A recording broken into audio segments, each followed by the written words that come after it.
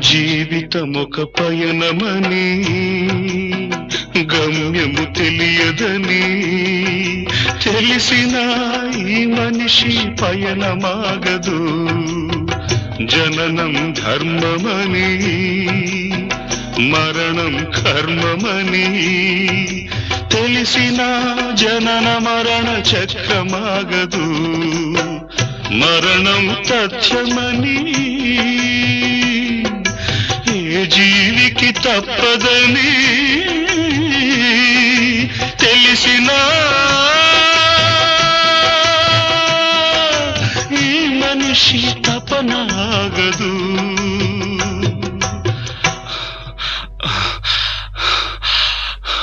ఈ బ్రతుకు తపనాగదు.